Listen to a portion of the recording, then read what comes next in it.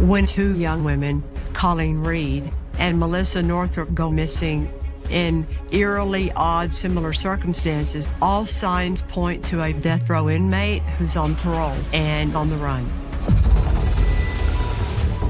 Nobody can find that convicted killer, and a massive manhunt ensues.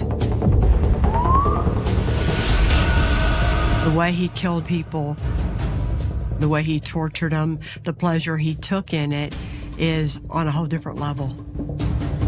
Are you Melissa's killer? No. And in the aftermath of his trial, the corruption involved with the parole system is exposed for all the world to see. I've prosecuted a lot of really horrible people, but Kenneth McDuff is in a world of his own. The evidence shows that this defendant is every person's nightmare. No comment.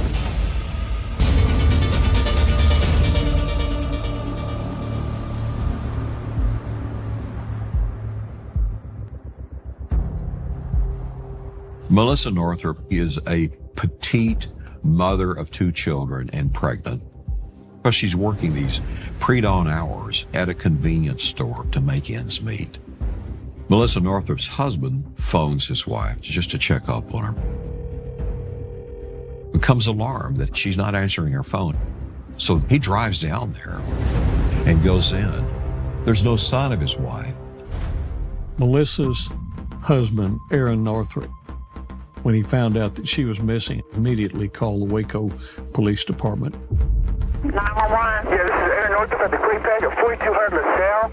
I need a sheriff's DPS officer over here immediately. What's wrong? My wife is missing.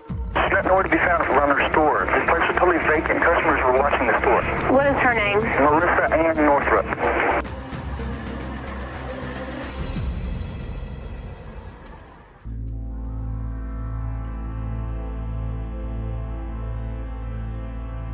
We have a missing attendant at the Quick Pack. Her name is Melissa Ann Northrup, white female, 22 years of age.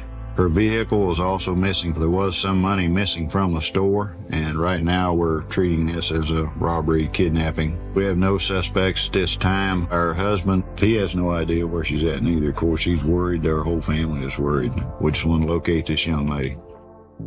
I talked to my wife 5 minutes before this happens. All of a sudden, she's just gone. And I don't know if you can imagine how that feels.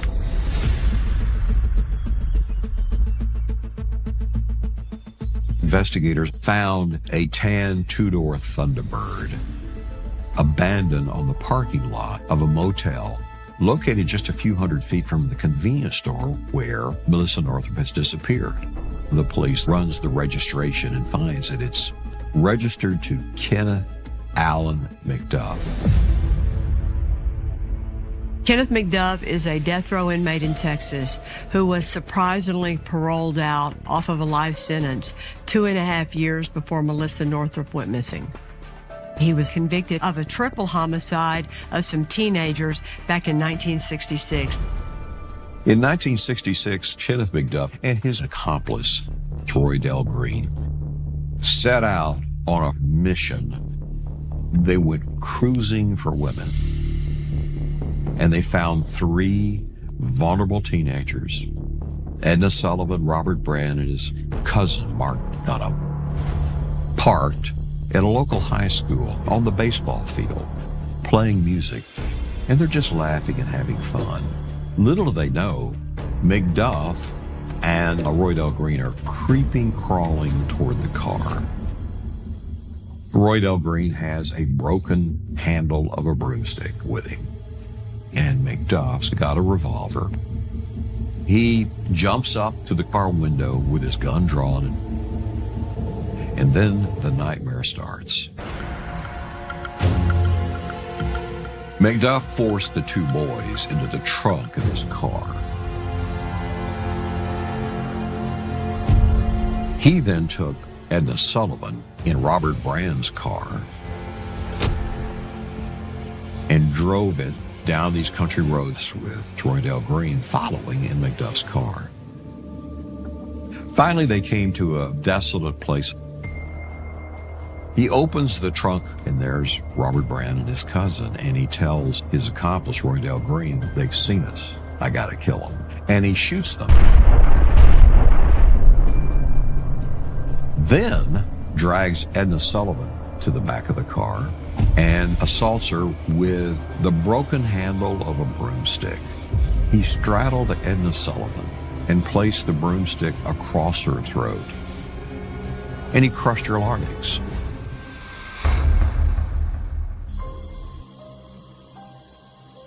McDuff and Roydale Green drove back to the Rosebud area where they lived. And then several days later, Roydale Green felt terribly guilty about what happened and spoke to the sheriff there and confessed what they had done. It was an absolutely terrible crime, absolutely brutal in every way. And so the sheriff and other deputies began looking for McDuff. They were able to find him. He tried to get away. There was some shooting, and then he was captured. The trial drew a lot of publicity.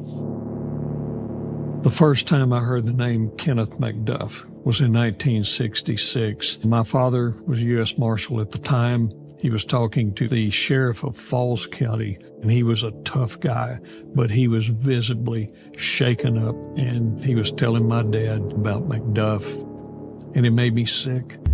He was known as the broomstick killer because that's what he used to kill Edna Sullivan with after he tortured her with it.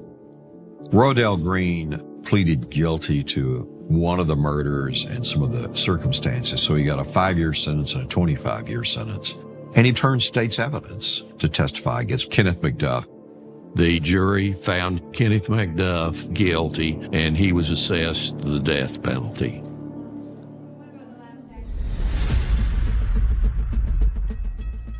Six years after Kenneth McDuff had killed the 3 high school teenagers, Furman v. Georgia came down from the United States Supreme Court. In that landmark case, the Supreme Court said that the death penalty was unconstitutional because it was applied arbitrarily all across the country. That meant that every death row inmate in the country, including Kenneth McDuff, had their death sentence commuted to life. Texas prisons had become very crowded. So, although he had originally gotten a death penalty, Kenneth McDuff was released from prison on parole. When Kenneth McDuff had his sentence commuted to life, you want to believe, okay, we're still safe, because he would never be released to free society again, but he was. Everybody in the criminal justice system was wondering, how can this happen?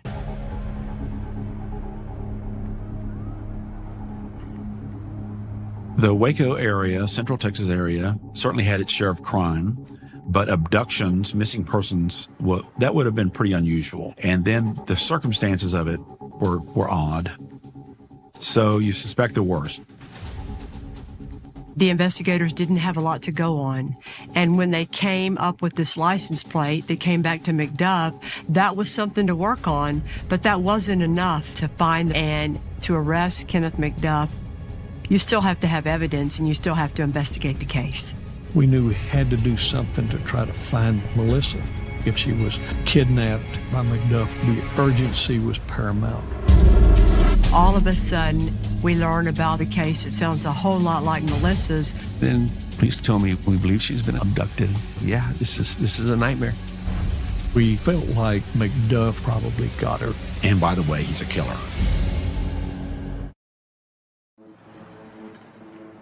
I think that everyone wanted to believe that Melissa Northrup was out there still alive.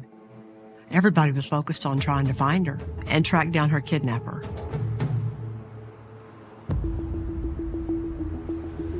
Melissa's car was discovered by a fisherman near the gravel pit outside of Dallas. He contacted the local authorities. No fingerprints were found in Melissa's car, but the seat was pushed all the way back. Melissa was like 4'10", 4'11". Kenneth McDuff was a big guy. He was 6'3", 6'4", weighed probably 270 pounds or so. It indicated that a very large person, someone of McDuff's size, had been driving that car. An extensive search was conducted in that area, but she was not found. One day after the car had been located, I received a missing persons report for Kenneth Allen McDuff, and this was reported by his mother, Addie McDuff. She said she'd not heard from him in days. She was concerned about him. Kenneth McDuff had a parole violation warrant at that time. This is the oldest scam going. When a parolee has jumped parole and taken off, often a family member will say they're missing, just as a cover story. With McDuff missing about the same time that Melissa Northrup was missing, and with McDuff's car within 100 feet or so of the convenience store, we thought that ought to give rise to some pretty quick action by the state to try to at least find the guy. Unfortunately, the DA says there's no probable cause. We're not getting a warrant to get McDuff, even though the woman's missing. Circumstantially, he's connected to it, and by the way, he's a killer. This is just the way you follow the law, and that's what they were doing here. And they didn't have enough evidence to connect anybody to the disappearance of Melissa Northrup. So at that point, Bill Johnston came up with a novel approach to try and figure out where Kenneth McDuff was and get him in custody. One of the deputies said, "We have a bail bond clerk whose boyfriend might have run around with McDuff." And I talked to the boyfriend and I asked him, "What did you do with him?" And he said, "Well, he bought 2 tabs of LSD and gave me one." That's federal drug distribution.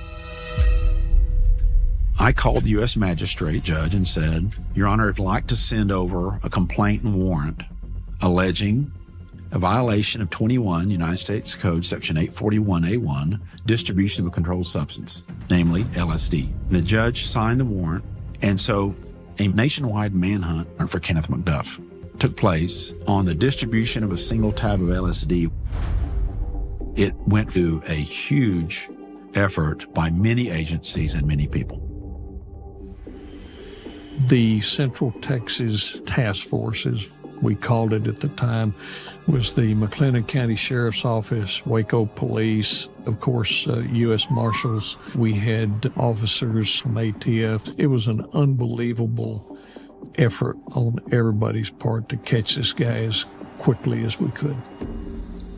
They did a search warrant at McDuff's parents' house, and during which the mother declared, "Don't frame little Junior." The father, he was in the garage of their house during the search, and I heard him say, "Oh, that boy's cost me a lot of money. You can kill him when you find him if you want to." I mean, it's a real loving family. While the task force is looking for Melissa Northrup and Kenneth McDuff, they hear of the disappearance of someone from Austin, Texas that happened just a few months before.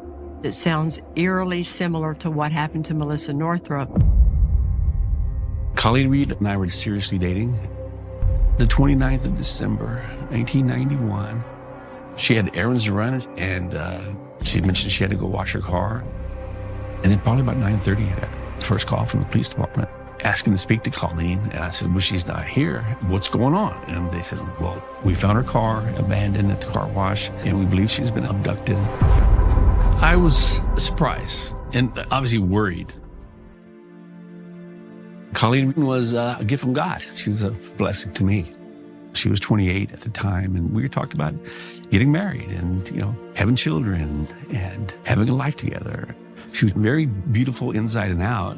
She was just always looking to help people, and she cared about her community. She just volunteered for everything, and I think that was her passion, to do right things. We loved each other, no doubt about it. The Colleen Reed case. Witnesses observed 2 males forcing a female into a Thunderbird. We knew that McDuff drove a tan Thunderbird. It's possible that it could have been the same car. So now we felt like McDuff was the one that probably got her. And so we were trying so hard to find out if she was still alive and maybe rescue her, along with Melissa Northrup.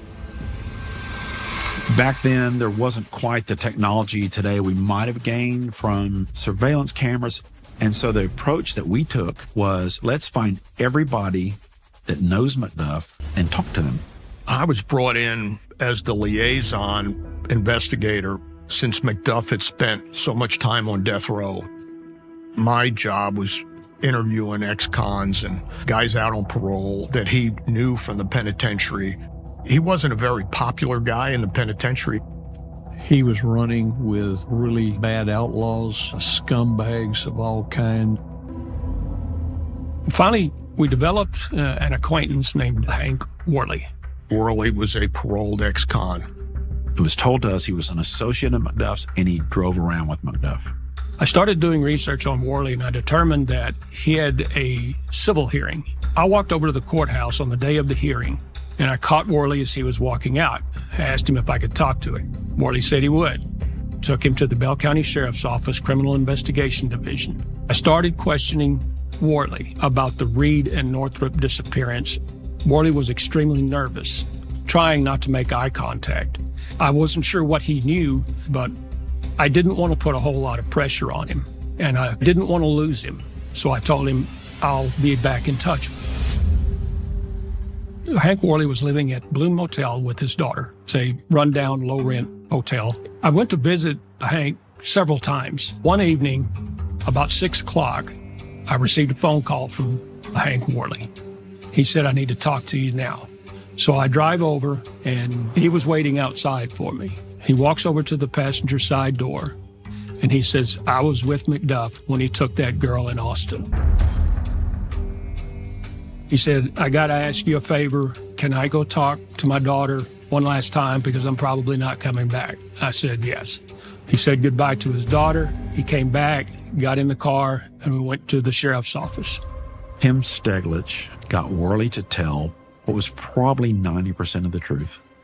And it was the worst thing I'd ever heard. And it remains the worst thing I'd ever heard.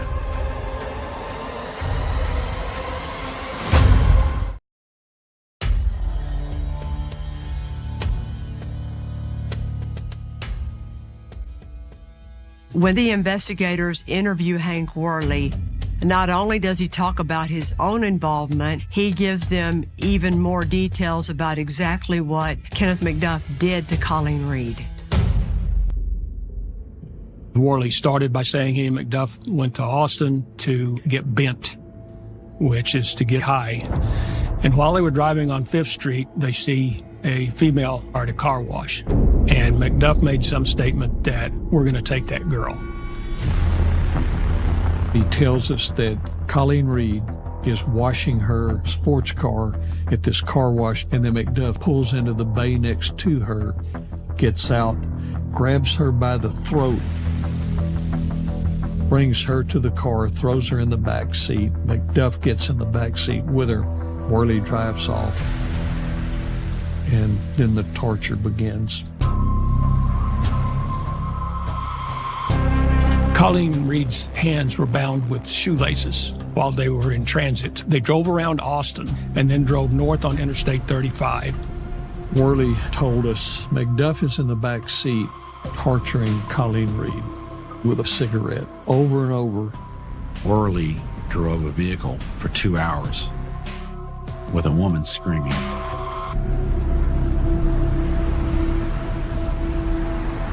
He's visibly shaken up when he is remembering how loud her screams are. And he told us, he said, loud that hurt my ears. He had his head down and he was shaking. And then he went down on his knees. We're just in disbelief. And she begged Worley for help. Worley says, I was afraid of McDuff myself. There were all kind of ways Worley could have jumped out of the car and waved people down and got them involved, and McDuff would have been caught. But he was a low-life coward. Colleen was taken to a field about 200 to 300 yards from Kenneth McDuff's parents' residence in Bell County. McDuff drug her out of the car and reared back and hit her so hard in the face that Worley described it like a tree limb breaking. And so then he drags her over and threw her in the trunk. Afterwards, he took Worley by his house. McDuff let Worley out of the car, and McDuff drives off into the night with Colleen Reed in the trunk. The level of brutality was shocking. We're speechless. I was so angry. I can't even tell you what I wanted to do to Worley at the time. What happened to her was everything we feared, and even worse. It's coming true. It all came to fruition. It's like, yeah, this is a nightmare. Sorry.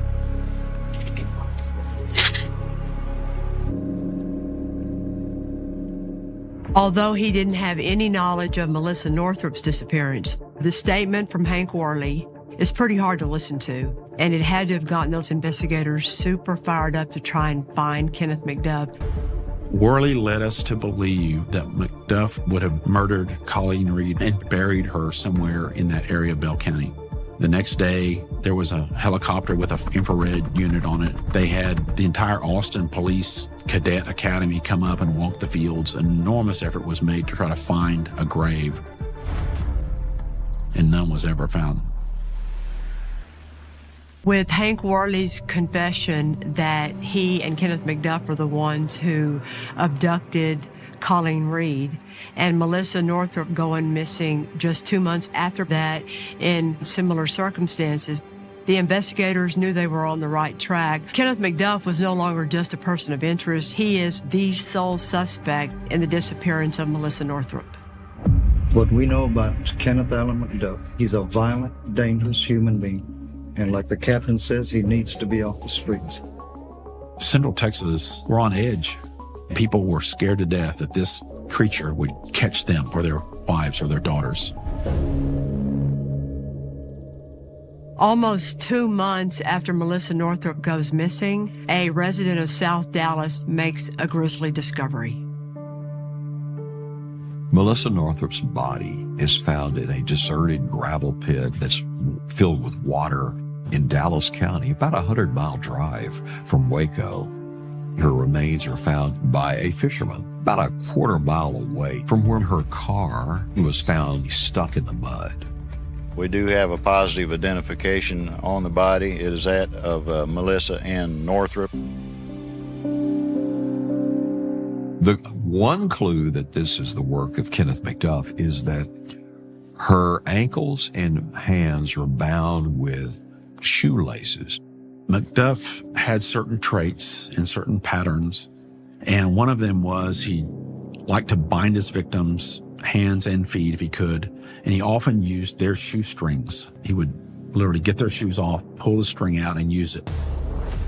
It was a great sense of relief that we finally found her. We finally knew what happened and gave us more evidence to use against McDuff if and when we could catch him. At this point, you have the detailed statement of Hank Worley, you have the body of Melissa Northrop, you have her car, and you have Kenneth McDuff's car.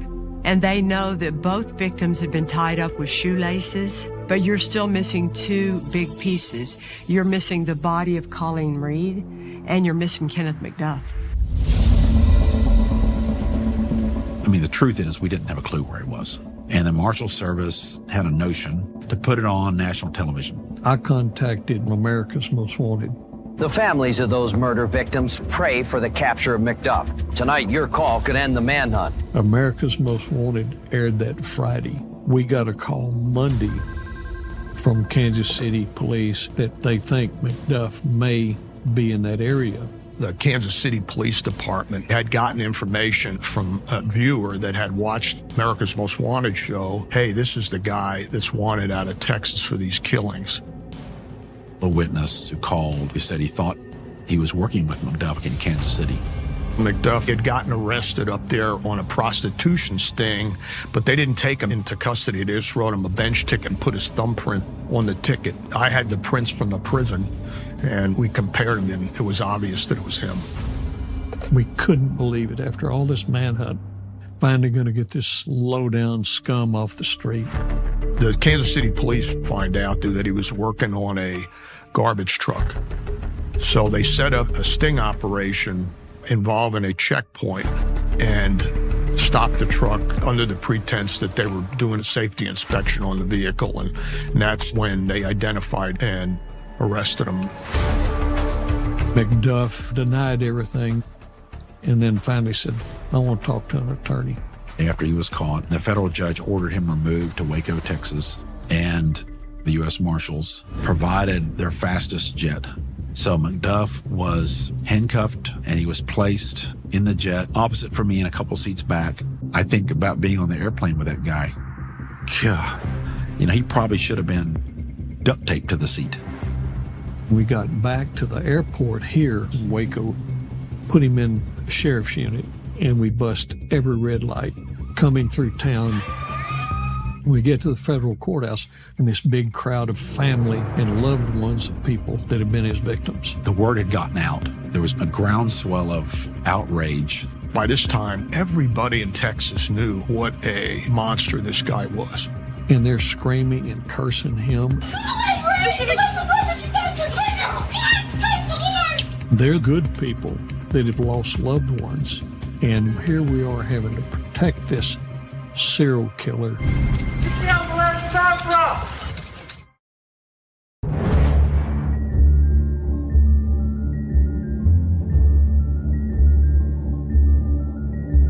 After finding Melissa Northrup's body and then arresting Kenneth McDuff, he is charged with the capital murder of Colleen Reed and the capital murder of Melissa Northrup.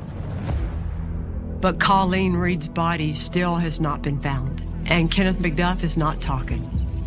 Prosecuting a murder without a body is difficult because you have to prove that they're dead, and you like to be able to prove the cause of death too, and you can't do that when you don't have a body. For all those reasons, the state decided to move forward with the prosecution of Melissa Northrup's case first. No comment. McDuff had escaped the death penalty before because the Supreme Court threw it out. By this time, Texas had reinstated the death penalty. We felt that we needed to get him the death penalty so that he could never commit any more crimes like this. It was going to be difficult. It was not a slam dunk. We didn't have anybody that was an actual eyewitness to the murder of Melissa Northup. The prosecution case was the definition of circumstantial. I mean, they had to take a bunch of unrelated facts and put them all together, and there just really wasn't, in our mind, any conclusive evidence that he committed the murder. I think they were relying more on his past and his history than facts. To say it was a high-profile case is probably an understatement. There was so much publicity that I don't think you would ever found 12 people who could have impartially judged it. So the judge decided it would be better to have a change of venue and decided to send the case to Houston. Is there a place you think you would get a fair trial? I'll have to think about that. Do you think you're a monster? No. And Judge Bob Burdett was assigned to oversee the case. And I'm very familiar with how he controls his courtroom. He doesn't put up with any nonsense. You better make sure your T's are crossed and your I's are dotted if you're trying a case in front of him. When you have a crime and you don't have any witnesses to prove that the person did the crime, the law allows the state to present other very similar offenses, extraneous offenses as they're called. Typically, you don't try one murder by bringing in another murder, but when you're trying to establish that the same person committed the crime, sometimes it can be allowed in for limited purposes only. There was a hearing in this trial where Judge Bob Burdett had to rule on whether or not he was going to allow into evidence the extraneous other murder of Colleen Reed in the trial of Melissa Northup. It's only in pretty limited situations that they're allowed to go into facts of another case, and this was one of them. It was basically two murder cases wrapped up into one. Hank Worley was the key to breaking the case. Worley's testimony showed how McDuff had accomplished the murder of Colleen Reed and the similarities between her kidnapping and murder and the Northrup kidnapping and murder. Our cross-examination of Worley was really focused on he was just as potentially liable and as guilty as McDuff and could be facing the same charge and the same punishment. So he had every reason in the world to paint things in a light that got him out of a jam. I didn't think Worley was even close to a credible witness. I think the testimony was extremely unsettling to the jury. Kenneth, do you plan on taking the stand? Oh, yes, I will take the stand. Are you positive? It was definitely against our advice to take the stand, but it was something that he wanted to do. The case they have isn't strong. They fear they get an acquittal verdict on the case as it stands right now. Okay. Why would Kenneth McDuff take the stand when he hasn't, at that point, talked to law enforcement about anything? I think that McDuff thought that he could go sell a story to the jury and convince them that he was innocent.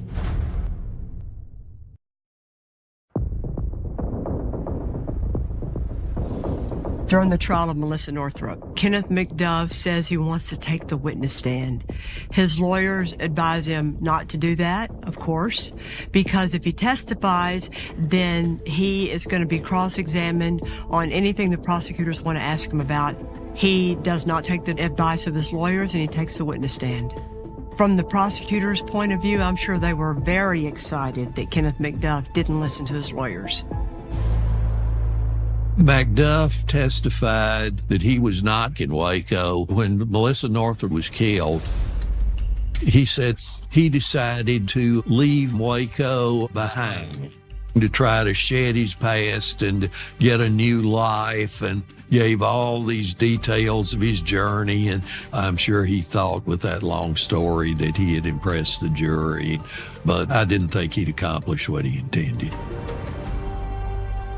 When Kenneth McDuff takes the witness stand, not only can the prosecutors cross-examine him about Melissa Northrup, the victim he's being tried for, they can ask him about Colleen Reed and other crimes that the jury would not have known about when they were just deliberating his guilt.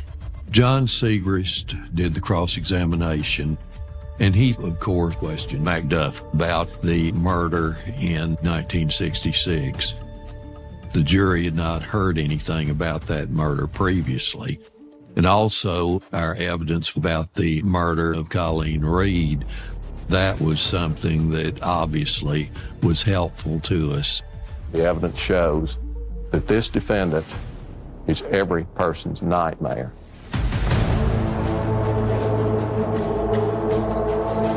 The jury was out about 3 hours.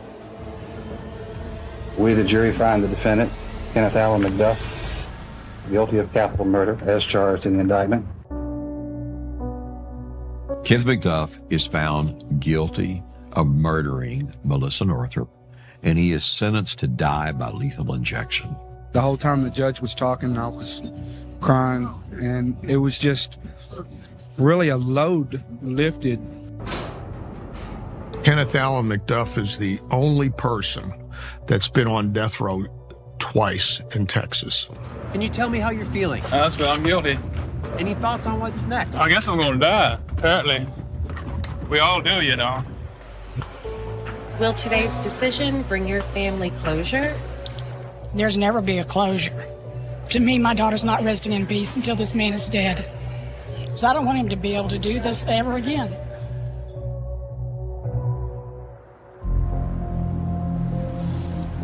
1 year later, and the case against McDuff for the murder of Colleen Reed was tried without a body.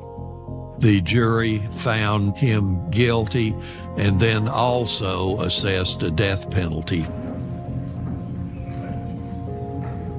It's a relief, yeah. She died a horrible death, but she lived a good life.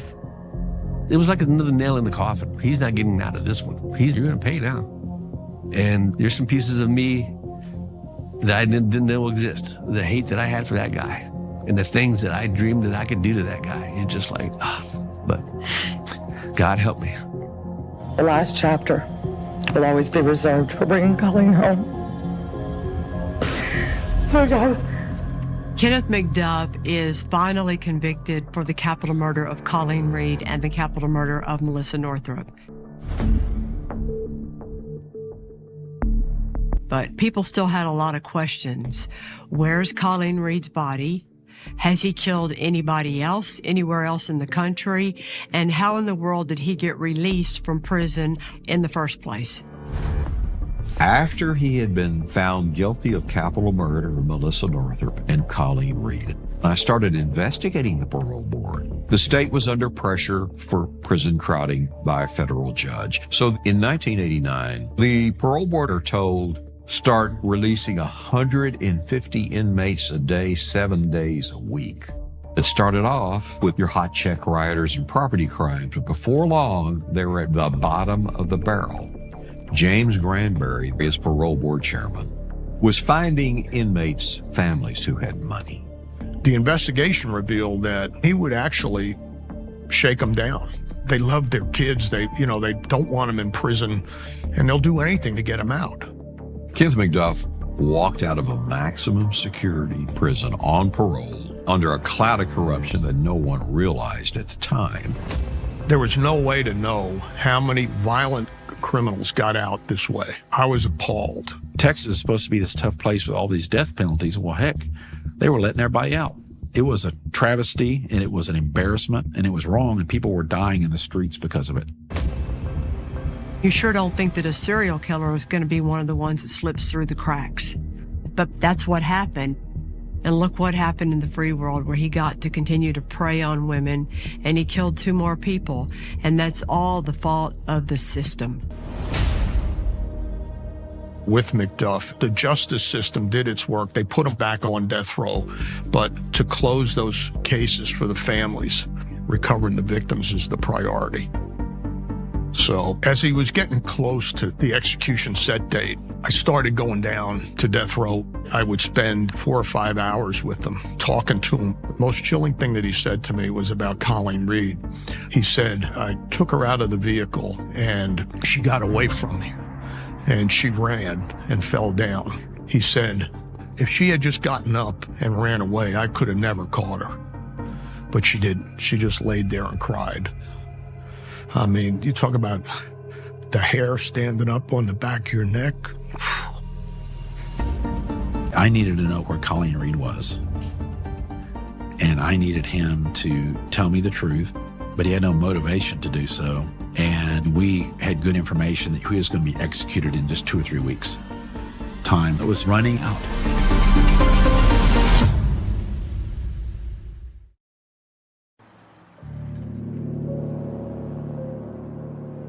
Seven years after Colleen Reed goes missing, they still can't find her body.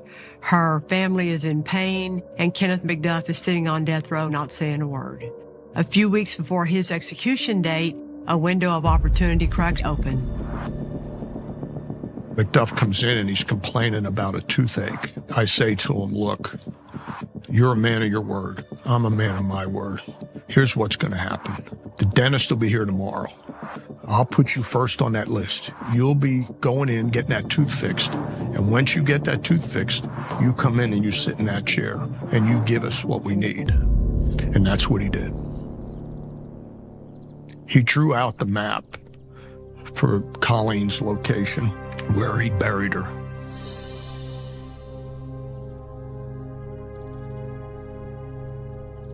This is where McDuff brought Colleen Reed after he tortured her and beat her to death. It brings back so many bad memories and feelings. Just knowing what happened to Colleen. Went right out there, about where that third tree is.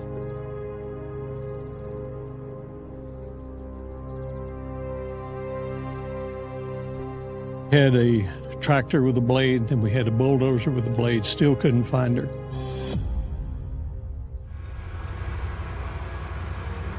When the blade went by, the bulldozer, and scraped, I saw something, and I moved away some dirt. there was Colleen's skull. We found her. Representatives of the medical examiner's office put her in the back seat of their car and took her back to Austin.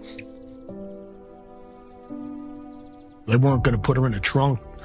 You know, she was going to ride with them in the car. We had information that thankfully led us to some remains a while ago. They would be the remains of Colleen. What we heard was done to her was etched in our minds, and I cannot, you just don't understand that. We've done this for years. We don't understand how one human being could do that to another human being. This case, McDuff, coupled with the corruption side of it, changed the way the criminal justice system operated in Texas. It was a huge scandal. It led to the largest expenditure of taxpayer money for prison construction in history. There was the first overhaul of the criminal justice code in over a quarter of a century. Now we have what's called a series of the McDuff laws. He became the poster boy for change in the criminal justice system. McDuff was executed tonight by the state of Texas. He was pronounced dead at 6:26. I know that I never have to walk into another courtroom and look at him again. This part is over. Colleen's memory has lived on. There are people that still love her and miss her. There's an endowment at LSU, her school, Colleen Reed Opportunity Fund, and so her name will be carried on with that scholarship. So it's nice for us to say that ultimately they got justice. You know what? If I was Colleen Reed or Melissa Northrup's family, I would tell you I don't want to hear any talk about justice because all I feel is pain. Because a monster like Kenneth McDuff roamed the streets of Texas. And a lot of that roaming happened because the system failed Colleen and Melissa, and it failed all of us. And that is a horrible tragedy that should never have happened.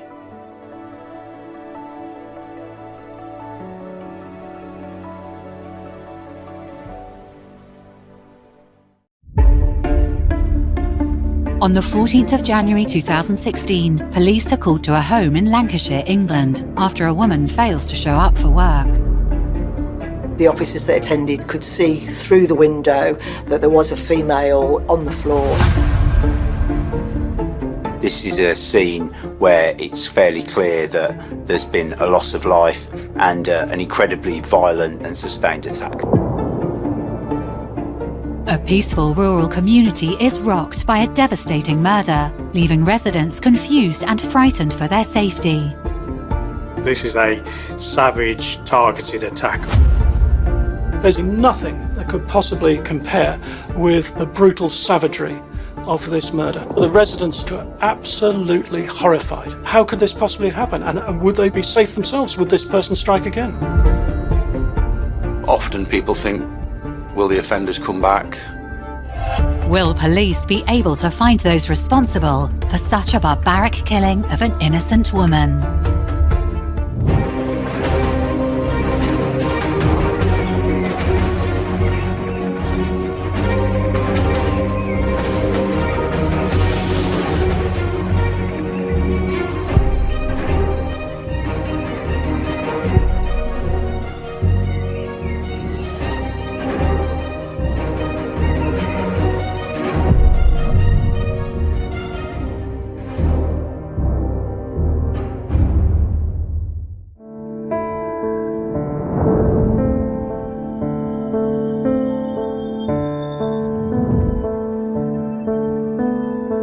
Helmshaw is an affluent village in the borough of Rossendale in Lancashire. Historically known for its rich industrial heritage, it is a place of scenic beauty with a peaceful atmosphere and strong community spirit. Helmshaw is a nice little village in the east of Lancashire. It's about 16 miles away from Manchester, 12 miles away from Burnley. Used to be a mill town, but over the years the industry's faded away. Fairly low crime, quite a bit of money there, nice cars, nice houses. Generally a nice place to live. Elmshaw is in a lovely part of Lancashire. It's in the Rossingdale Valley. It's on the moors, which can be awfully bleak, beautiful in summer, but very, very cold in winter. It's a lot of exposed rock, a lot of sheep around the area. It is a beautiful part of the country to live in. It's an area where people congregate around the local pub. Most people know everyone. From a news perspective, it's an area where not an awful lot happens.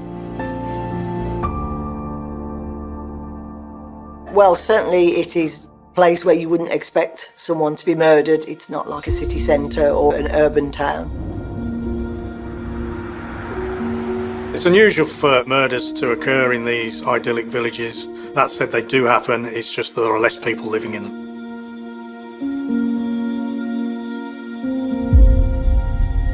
Sadie Hartley is a 60-year-old mother living in Helmshaw. She's a respected businesswoman and valued community member. Sadie Hartley was a 60-year-old mother of two, a very successful businesswoman, very outgoing, very adventurous woman. Her daughters would say that she never had a bad word about anybody. She didn't like confrontation. She would always talk things out.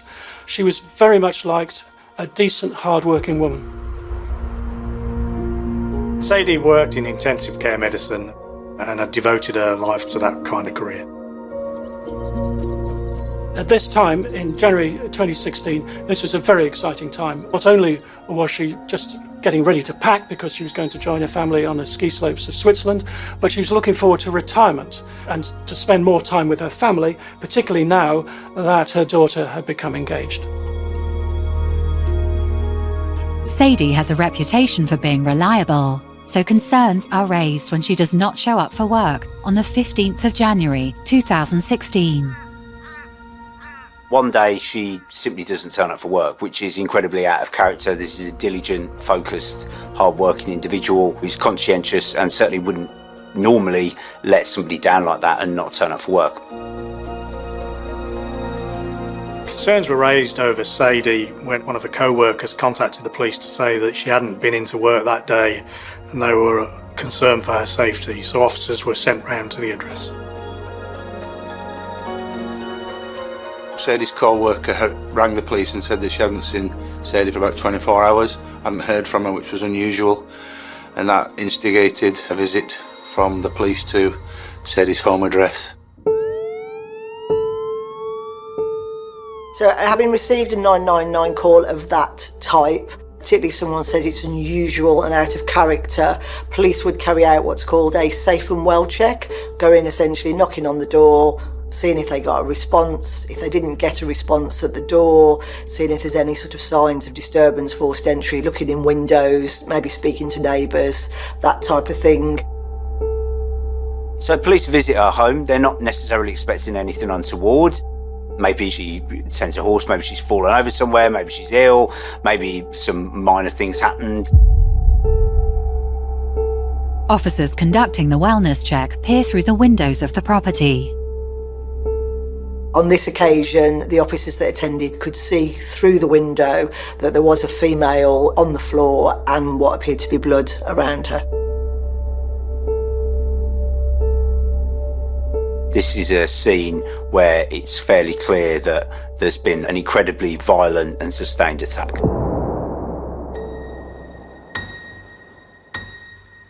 Immediately, those officers would have looked for any signs of life. You know, the first building block of policing and investigation is preservation of life. They would have looked for that, but if they didn't see any, established there was no life, then they would have stood back and looked to preserve that as a crime scene. My first initial assessment of that crime scene was how little blood was present. Given the injuries, I would expect to find a lot more blood patterns on the wall, etc. On looking at Sadie, it was clear to the officers that she had multiple stab wounds that appeared to be in her torso and in her legs, and she was sort of half in and half out of the doorway. She clearly had been dead for some time with countless knife wounds. On seeing injuries of that type, it would straight away be obvious that the likelihood is that the officers would be looking at a murder, not something that had happened accidentally, and again, highly unlikely self-inflicted. The more injuries, the more likely the thought process is this is an attack that was sustained and potentially could have been caused by somebody known. But obviously at this time it's impossible to say. I was the on-call scientist, and I first received a phone call early on the Saturday morning from the crime scene manager. There was no known suspect at the time, so I got called because my area of expertise is footwear evidence. The crime scene investigators had identified what they believed to be a footwear mark deposited in blood. The first thing the police would have to consider, confronted with this horrific murder, was who are the suspects, who has got a motive, how could this have happened? And their first thoughts were she must have opened her door because there's no sign of a break-in. But equally, there's no sign of a disturbance and no sign of anything being taken.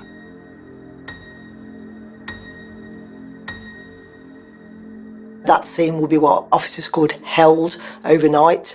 That means it's fully secured with officers making sure that nobody can get into the premises, or entrances and exits from the premises will be covered. Police were very anxious that nothing be done to contaminate the scene, so it was sealed off. The whole house was sealed off that night with a police guard over it for the forensic team to arrive in daylight first thing the following morning.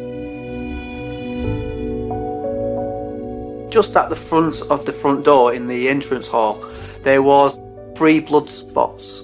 They were swabbed and fast-tracked, what we class as fast-tracked, to go straight to the DNA lab for DNA profiling. Many people underestimate the power of footwear evidence because they think it's a popular shoe. Lots of people have those types of shoes, so it could have been any one of those shoes. But that's not strictly true, because as you wear your shoe, they begin to wear down in specific areas to a specific degree, but then also you can pick up lots of little cuts and lots of little scratches on the bottom of your shoe that make your shoe unique because they're random. And if any of those features are then reproduced in a crime scene mark, it's possible to say that that is the shoe that made that mark. So at the very beginning of the investigation, there'll be a briefing. This will be to set out the parameters of what is known at this point. So it will be described about the finding of the body and what we already at this stage know about Sadie and her family. And it will be to give a briefing to all the officers that are going to be working on that inquiry so they understand what's happened to start with. And from there, setting out tasks to those staff for specific areas of business to go and try and build up that picture, because that's the main thing here, is to try and build up a picture to understand what's taken place.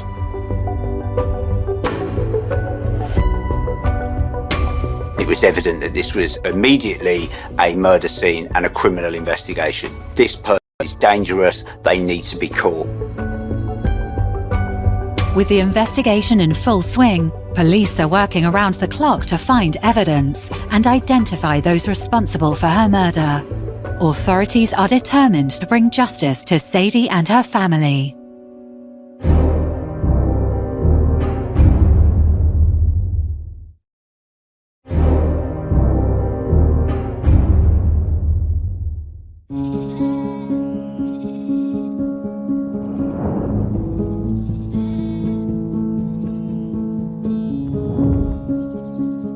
On a cold January morning in 2016, 60-year-old Sadie Hartley, a mother and respected businesswoman, is found murdered in her own home. Police have launched a full-scale investigation to find whoever is responsible for this savage killing. So you would want to know who your victim was, the lifestyle of your victim. You'd want to know who the family are. You would deploy a family liaison team. They would work directly, essentially, to the senior investigating officer. So Sadie lived on quite an affluent road where it was in a cul-de-sac, so only one road going in. It's described as quite an affluent cul-de-sac, quite big, expensive houses, expensive cars, one way in, one way out. Type of street that really, unless you were living there or visiting, you wouldn't have any cause to go down. The scene was held straight away. When crime scenes are like this found, then the important part is to do it slowly and to do it correctly, to make sure that all evidence is gathered, because at this point it's really unclear what's taken place. To do that, you'd bring in a crime scene coordinator, essentially other forensic experts, to try and understand that scene. That process can take a long time, which means that often the body of the individual will stay in that location potentially for up to a couple of days. So we'll be discussing the scene, what options are available to you at the crime scene, so what forensic opportunities, what's the area like, is it built up, is it countryside, is it rural? At this point, there is no time scale for that murder, only that she's been found because police have been attended. It's not known at this time how much earlier in the day or the previous day the murder will have taken place. There was obvious footwear marks in blood in the centre of the entrance hall. So the first task is what type of shoe has made this mark. And we could identify it as being made by a steel toe cap work boot. We identified the pattern, we then worked out the size, and we gave it a size range of between a size 9 and a size 11. So we knew that the shoe that had made these marks in blood were within that size range. Police need to determine a motive for Sadie Hartley's murder. They speak with family, friends, and colleagues to uncover any possible conflicts or tensions. So the first rule is don't disturb the evidence and don't disturb the crime scene. You immediately seal that off. But at the same time, you have to also see what has been stolen, what has been taken. Was this person looking for something? Were they looking for expensive items? It doesn't appear that anything has gone missing. In fact, the house is largely, apart from this appalling scene in the entrance, completely undisturbed. This was somebody that was determined to take somebody's life. It was an extremely violent and unusual incident.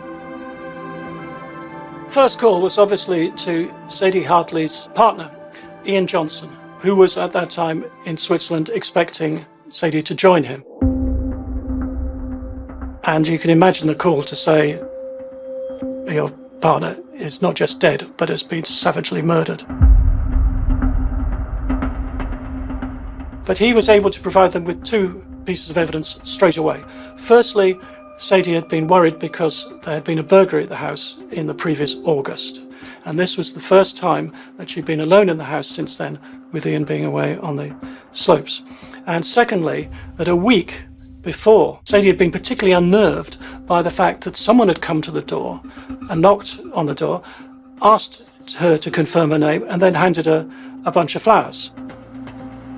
The information was given me from the inquiry team was somebody was believed to knocked on the door and delivered Sadie a bunch of flowers. We was looking for these flowers to see if we could reveal maybe an identity of that person. Ian also said that Sadie had told him a lady in a baseball cap had delivered flowers to her. That had also unnerved her because, again, she was unsure whether that was anything to do with the burglary. Who was this person she'd never seen before? She was seriously spooked by this. Detectives turned their focus to the suspicious woman who delivered flowers to Sadie shortly before she was murdered. This is a cul-de-sac, and so you tend to only go down into the road if you're specifically going to an address. You cannot cut through. This isn't a road that goes as a thoroughfare to anywhere else. So as a result of the house-to-house strategy, that's where they identify the set parameters that are most important to the scene, and they set a questionnaire asking the local residents, what did they see, anything out of the ordinary? And one of the residents did say they'd seen a woman that they didn't consider unusual at the time, but it's a line of inquiry that you don't ignore.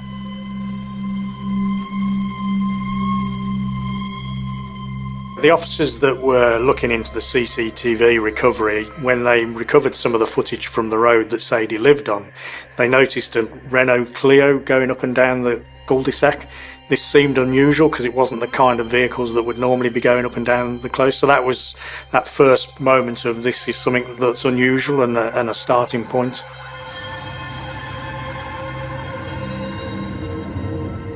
This was a one-way street, so it wasn't getting anywhere, and a Renault Clio stuck out because it's a small cheap budget car, and the neighbours here were very much more top-of-the-range Porsches and 4x4s. One of the greatest breakthroughs in crime detection was the advent of CCTV, and Britain is one of the foremost places in the world which has so many CCTV cameras.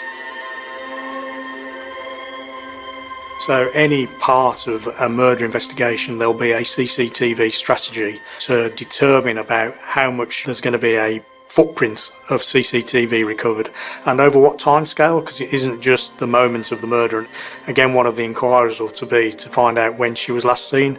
That can be done through the house to house, that may be done through the CCTV, or it might be down to which member of the public or friend or family last saw the person. Sadie's partner, Ian, provides detectives with another lead, telling them he had a relationship with a woman named Sarah Williams, a local woman in her 30s.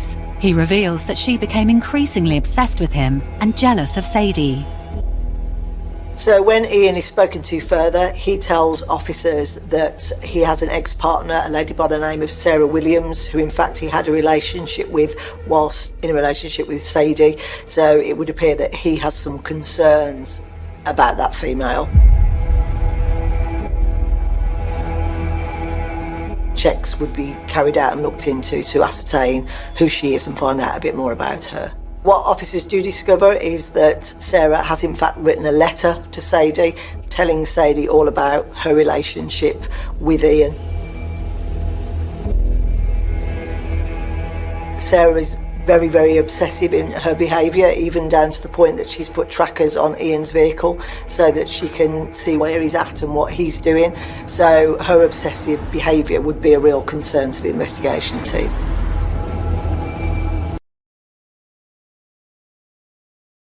Because she was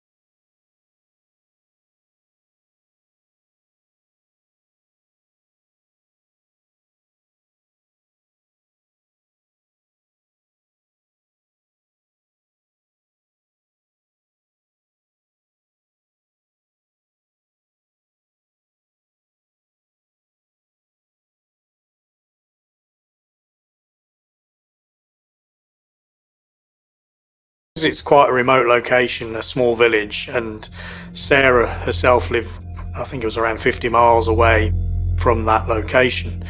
It's quite key to know where her phone might be, and from the network providers, they're able to tell you to a reasonable certainty where a phone is if it's been moved. In this case, the phone on the night before was shown to be in the location of Sadie's village.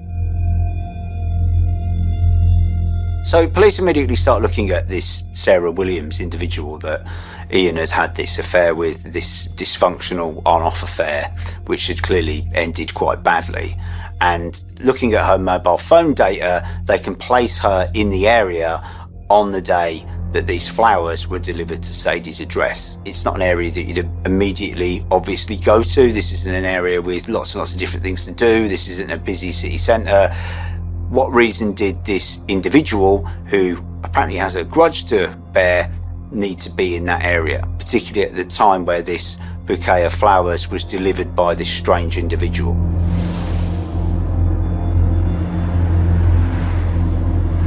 So the hypothesis, and this would be my hypothesis, that she's a woman scorned from a relationship with Ian,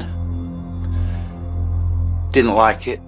She's found out where Sadie lives, and she's gone and delivered flowers to the address to make sure she's got the right address.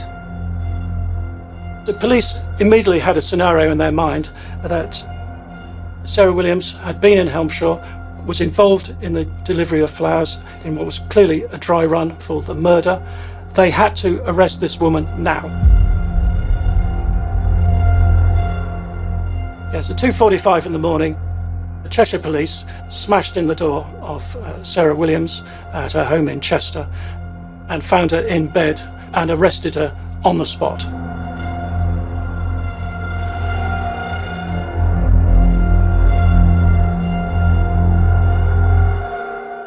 The way that's done is to normally get a warrant for the address of the person that's going to be arrested, to take a team of officers who can do what we call rapid entry, so making sure they can get into an address really quickly.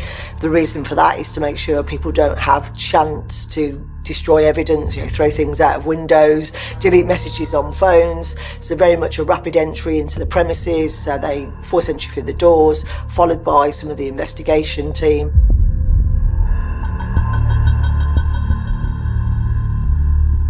Williams is taken into custody for the murder, but questions still remain.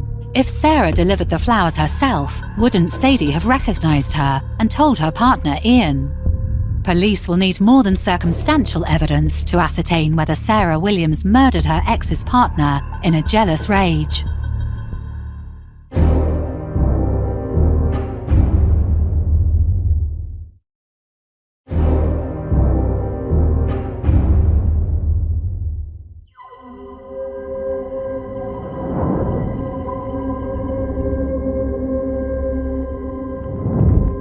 Police in Lancashire have just arrested 35-year-old Sarah Williams on suspicion of murdering 60-year-old Sadie Hartley in her home in Helmshaw on January 15, 2016. Williams, who is in a relationship with Sadie's partner, is believed to have become jealous and obsessive after he ended the relationship, raising suspicions that Williams had motive for the brutal killing. When she's arrested, one of her rights is to have someone informed. She describes him as a boyfriend. David is informed from the inquiry.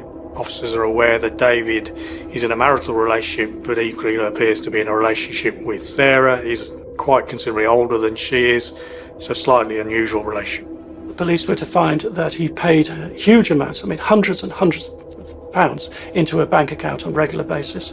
He had paid for 12 holidays a year for her and had lent her £75,000 to buy a house. This was a sugar daddy. Detectives looked deeper into Williams's background for any criminal history. Sarah Williams had never been arrested before. She'd never been in custody, and I was quite surprised by her coolness, her calmness. Someone who's never been in custody before, it was a bit of an anomaly, really. In this case, there are a number of messages between her and Ian that are shown within the phone. They look within the notes of the phone and see that she's made some kind of fantasy relationship between her and Ian about how she'd like to be with him. This would be unusual behaviour. We know that the relationship had finished a couple of years earlier, but it clearly shows that she hasn't moved on from that. She's still got affections towards Ian.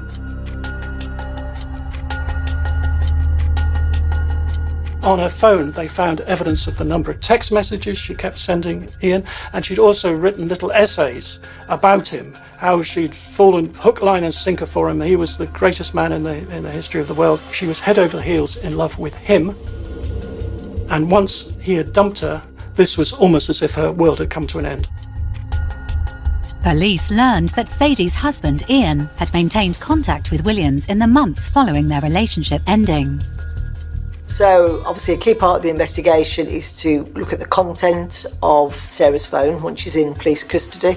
What they find is there's lots of messages between her and Ian. It's clear that the relationship has ended. However, for some reason, Ian does keep in contact with her occasionally. It would appear maybe just to keep her on side because he's aware of her obsessive behaviour. Every now and then check in with her, which again might seem a little bit strange, but he's obviously got some sort of concerns about her and the way she is. So in her early interview, she was talking to officers. She decided that she would talk, and she was asked to, firstly, and it's always the first question when the interview starts, is have you committed the murder? She said that she hadn't. She then described how she was at home alone at the time of the murder and denies any involvement within it. She could have been telling the truth. And that was important because The investigation is there to gather facts and gather evidence. They're not judge and jury. They are just there to gather the facts and gather the evidence so that can be presented before a court and before a jury. Police are very conscious that even though they have their prime suspect in custody within 24 hours of the investigation starting, and that they have some very promising evidence, albeit unproven, but they only have 3 days to create a case strong enough to charge. The clock was ticking. This was a race against time.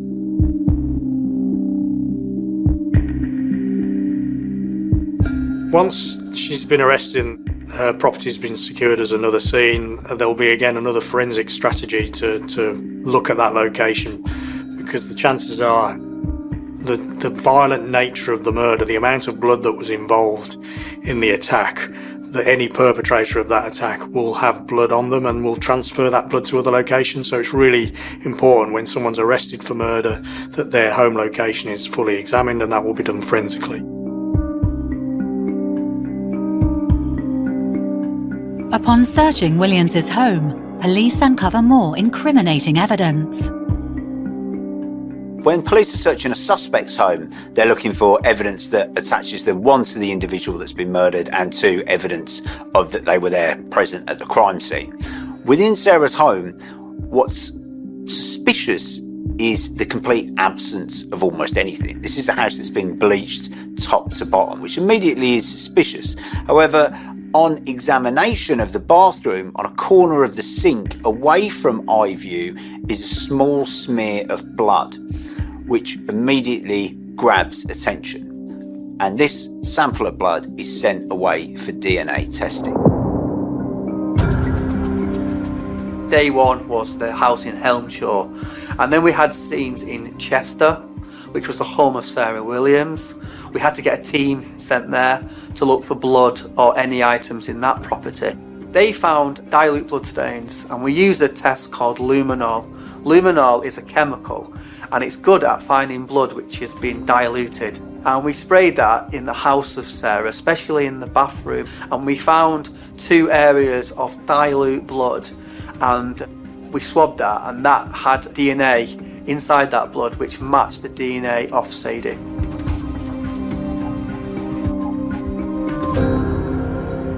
Whilst they're investigating, obviously the fact that 7 days earlier some flowers delivered by a person that isn't known by Sadie, this would raise some concerns that there's potentially an accomplice working with Sarah.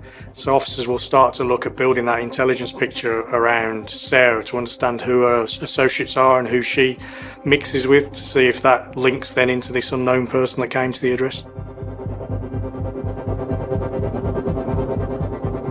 Police start thinking that Sarah Williams knows about the flowers and very much doesn't approve of Ian and Sadie still being together, and they start to think that someone else had delivered these flowers. Had Sarah recruited some sort of accomplice?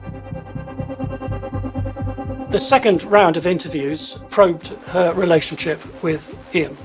She told them that she had met Ian when she was a ski instructor at the Manchester Chill Factory, and that she was immediately smitten and they started a relationship. So police are trawling through Sarah Williams' Facebook profile and her Facebook friends. They go through and they find an individual called Katrina Kit Walsh. Katrina Walsh is somebody that's got quite severe alopecia. She doesn't have much hair, she's largely bald, and because of this she regularly wears baseball caps and she regularly covers the top of her head.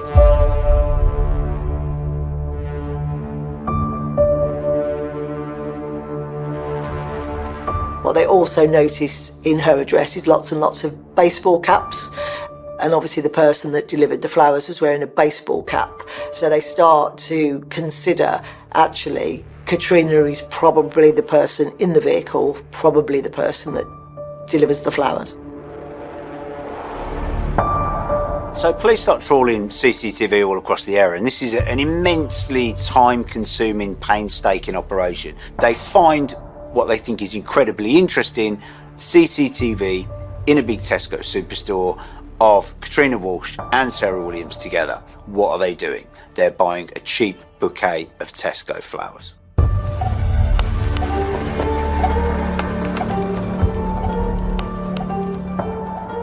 A figure that was clearly Sarah Williams Equally, a small figure in a baseball cap that definitely matched Katrina Walsh. The case was now starting to come together.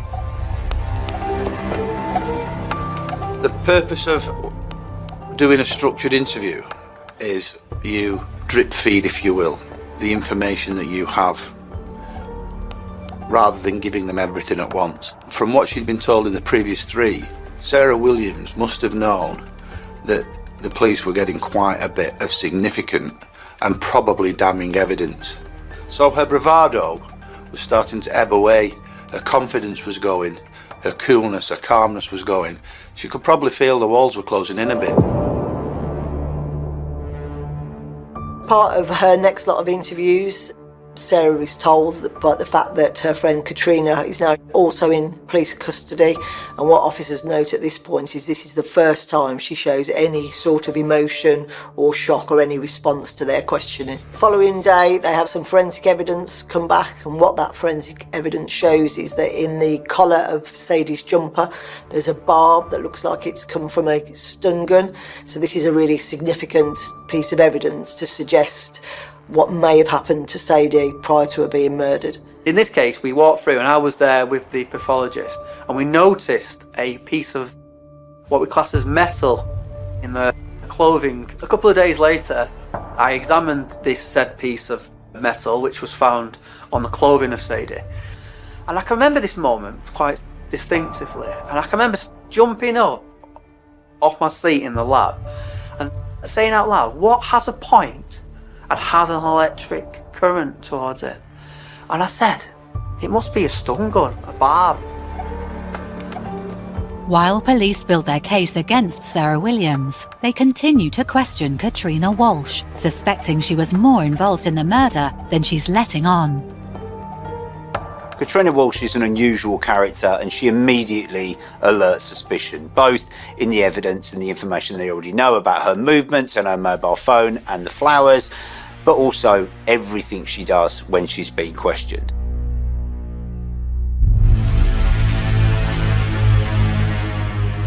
One piece of evidence that comes from Katrina Walsh immediately is she says she's got such a bad memory, she always writes things down.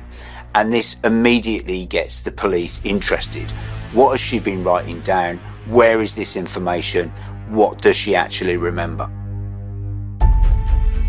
As soon as Katrina Walsh reached the police station, almost as soon as she got into the custody suite, she was immediately telling the police that she had this terrible problem with memories and all this sort of stuff. But she did know a friend, Sarah, was an intimidating figure, and she was scared of her, and she was worried what she could possibly do.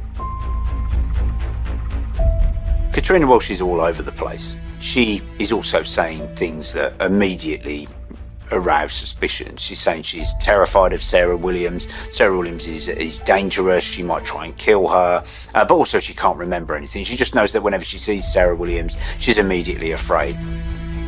So as a result of Katrina being arrested, searches are conducted at her home address, and what officers find at her home address are diaries in which she is detailed in quite some finite detail, being involved in the planning of Sadie's murder, about her excitement about being involved in a murder plot, and yes, some generally quite concerning content that suggests she's fully aware of the plan to murder Sadie and is party to it.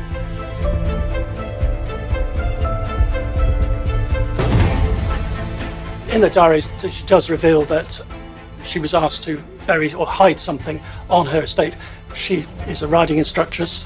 She has stables with horses, quite a big, large estate on the outskirts of Chester. So police immediately sent a huge team down there to see what they could find. As a result of one of the searches, they found a Nokia under her bed. It was an additional phone. It had quite a bit of information on location and contact or attempted contact that Sarah Williams had tried to have with Sadie at work.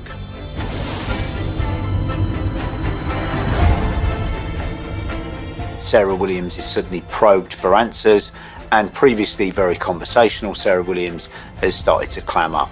Suddenly long answers that she delivers with confidence have been switched to sharp no comment. It was now Katrina Walsh's turn to be interviewed, and she came over as a pathetic figure. She sort of collapsed on the floor, and she had to be helped up. And then out came a whole gushing account of the relationship she said she had with Williams, how she was scared and frightened and convinced that she was capable of murder. And she told the police that Williams had given her a bag containing clothing and towels and the murder weapon, the knife, and what she described as a zapper. And what is this zapper? And she said, she went to Germany in December before Christmas the previous year and bought a stun gun, which turned out to be capable of firing 500,000 volts. She was able to take the police to her farm and showed exactly where she had hidden them. The decision made to take Katrina out from the police location and to a scene potentially for her to identify where those items that she discarded are is unusual. However, in this case, it's really key to get back the murder weapon and other items that she described that could prove crucial for the case. Officers managed to search that location and find what appears to be the murder weapon, a knife that appears to have bloodstain on it. We found boots in a river close to the farm she used to work on.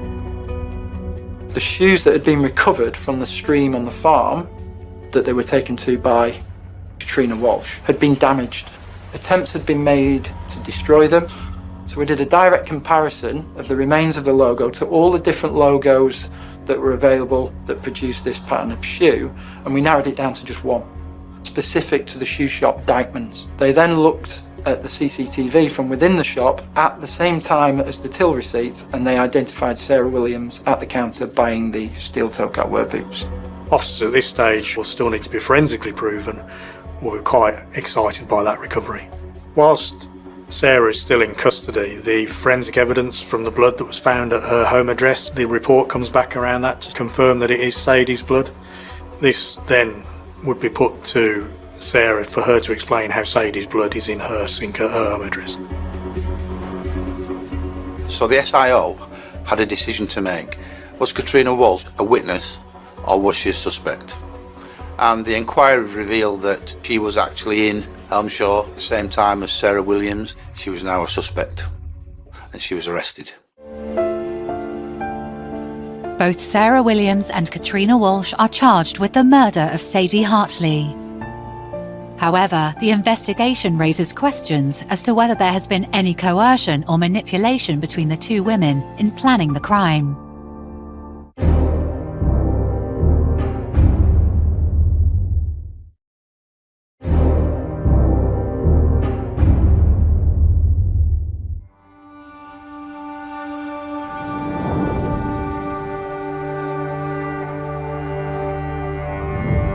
Police in Lancashire have just charged two women, Sarah Williams and Katrina Walsh, for the murder of 60-year-old Sadie Hartley, who was stabbed to death in her own home in Helmshaw on the 15th of January 2016. Prosecutors face the challenge of deciphering the responsibility of the crime. While Walsh has a previous criminal history, Sarah has motive. She was in a relationship with Sadie's partner, Ian, and became jealous and obsessive when he ended the relationship. Katrina Walsh is now presenting herself as a victim, another victim of Sarah Williams' murderous plot. She is making out that she was swept along in this tide of fury and rage in this premeditated murder plot by a psychopathic, scorned Sarah Williams. However, that's not the case. While Katrina Walsh might present as frail, significantly older than Sarah, and of course a bit of a loner, she really isn't that in practice. She is seen on CCTV happily and ably almost running along with Sarah Williams. This is somebody who's in control of her own body, her own actions, and also doesn't present as somebody that looks fearful. Diary entries and all of her actions show this is someone who is a very happy accomplice in this truly awful murder. The police had a theory that Williams did dominate Walsh and exploited her financially. But there's no question that this was an equal partnership and that one couldn't have carried out the murder on her own. It needed the two of them together. The trial of Sarah Williams and Katrina Walsh begins on August 17, 2016.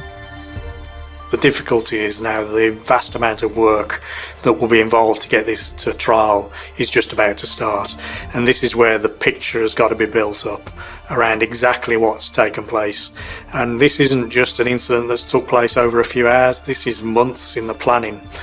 The stun gun we know was bought from Germany. And they located them in a specialist shop which sold stun guns, CS spray. The shop assistant can remember selling said stun gun to these two described people.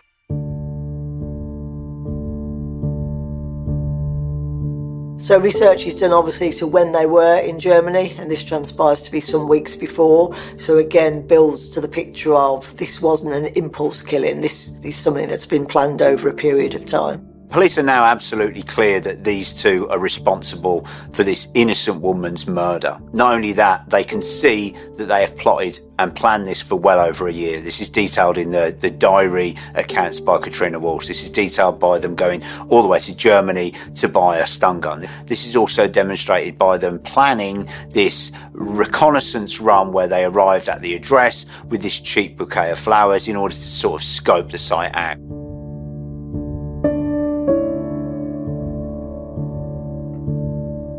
When it comes to court, both of them plead not guilty, so a trial is held. This is unfortunate for the family because this means they now have to sit through the terrible trial and hear all the details of what's took place. It doesn't give the family any kind of relief from that. Both Williams and Walsh pleaded not guilty in court, forcing Sadie Hartley's family to endure the painful and gruesome details of her murder. The family of Sadie Hartley have to then listen in court, not only to these two individuals lie and lie and lie about what truly happened to their beloved mum, even if you're expecting a guilty verdict or somebody is pleading guilty. When you're going there and you know that they've pleaded not guilty, it turns what's an appalling nightmare into a longer, more harrowing ordeal. On the 17th of August, they're convicted of the offence and sentenced. At sentencing, Sarah gets 30 years with a life sentence, and Katrina also gets the life sentence with a minimum charge of 25 years.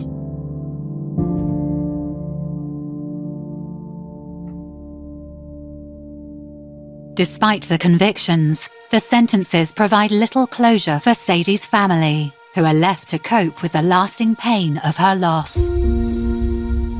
People use glib terms like closure. I don't think you ever get closure when somebody's been snatched away from you like that. I think that there's a sense of acceptance that the right people have been found guilty, but I don't think there's a moment where you don't think about these appalling monsters. For families, when it comes to sentencing, the reality is no sentence, even the most maximum sentence that UK law allows, is really ever enough. You know, their loved one is gone forever.